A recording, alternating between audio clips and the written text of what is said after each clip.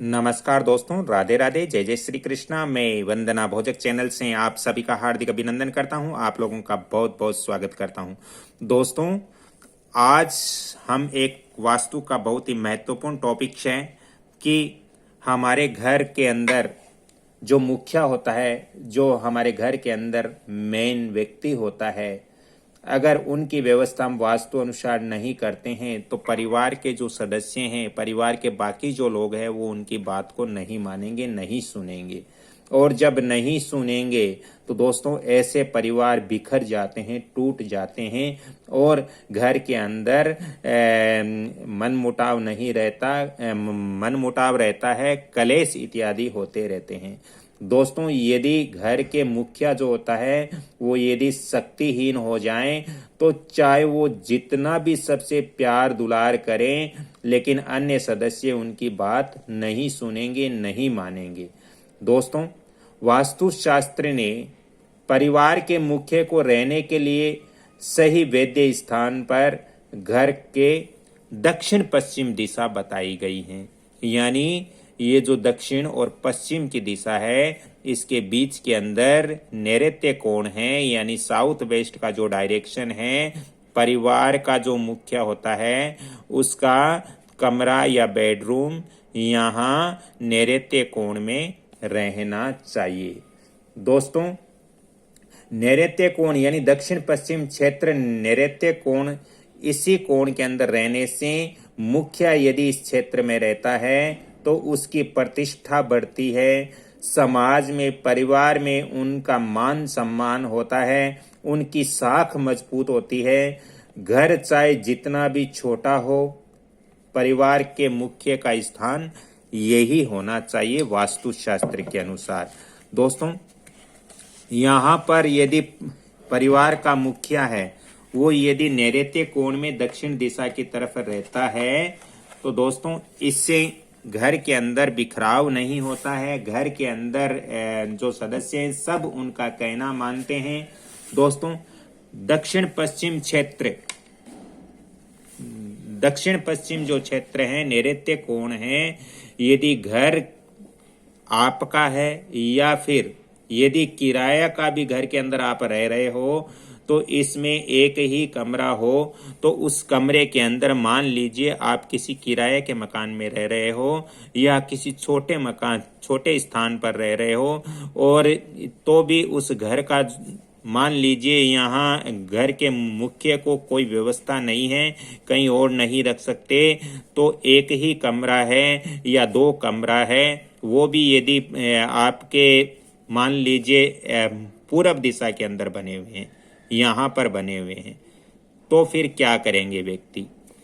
यदि पूरब दिशा में हो या फिर ईशान कोण में हो या फिर उत्तर दिशा में हो या फिर आग्नेय कोण में हो, कहीं भी कमरा हो, जो मुखिया है उसका कम से कम जो बेड है वो उनको उस कमरे के नैऋत्य कोण में जरूर लगा देना चाहिए। यहाँ पर उनका बेड जरूर रखना चाहिए। हो सकता है आपके पास साउथ वेस्ट के अंदर कमरा न हो, स्थान न हो, पूरब दिशा में हो, उत्तर दिशा में हो, ईशान दिशा में हो, वायव्य कोण में हो या आग्नेय कोण में हो या साउथ डायरेक्शन में हो, लेकिन जहां भी कमरा है उसके नैऋत्य कोण यानी जो कमरे का कोना होता है उसके दक्षिण पश्चिम के बीच का जो कॉर्नर होता है उसके अंदर ही घर के मुखिया को रखना वास्तुशास्त्र के अनुसार अच्छा रहता है। जहां तक हो सके नैऋत्य कोण में उनको अलग कमरा दें। यदि नहीं हो तो फिर ऐसी व्यवस्था आप वास्तु अनुसार कर सकते हो। दोस्तों, यदि जैसे मैंने बताया कि कमरे के दक्षिण पश्चिम कॉर्नर पर परिवार का मुखिया का बिस्तर यहाँ पर लगाना चाहिए। अगर आपके पास नैऋत्य कोण में स्थान है तो भी आपको नैऋत्य कोण वाला जो कमरा है उसके नैऋत्य कोण की जो कोना होता है उसके अंदर उनका बेड होना चाहिए।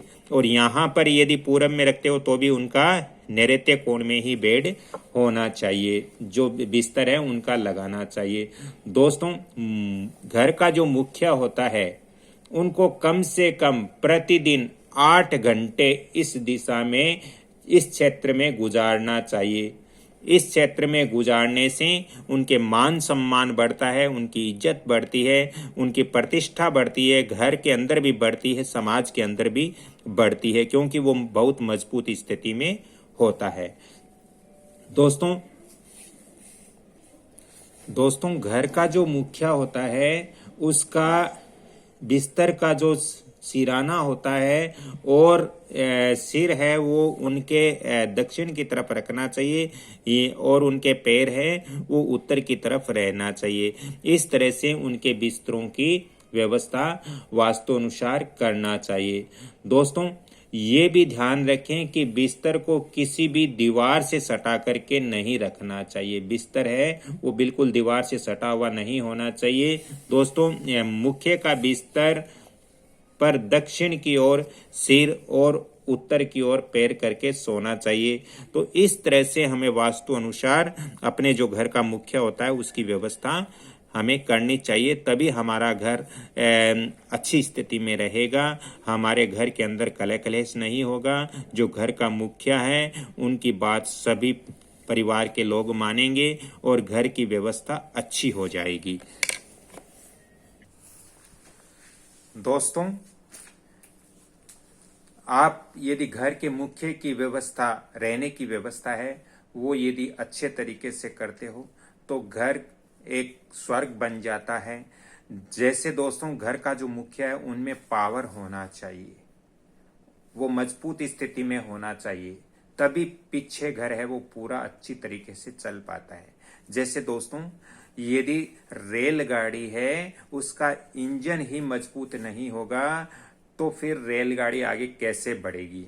इसी तरह घर का यदि मुखिया ही मजबूत नहीं होगा, जो घर का भूस्वामी है, सबसे बड़ा सदस्य होता है, वो ही यदि मजबूत नहीं होता है तो वो परिवार ज्यादा दिन अच्छी स्थिति में नहीं रह सकता। इसलिए घर का जो मुखिया है उसकी व्यवस्था आपको पूर्ण वास्तु अनुसार करनी चाहिए, जिससे घर एकजुट रहे, घर के अंदर अच्छी स्थिति बने, अच्छा माहौल बने और हमारा जीवन सफल हो।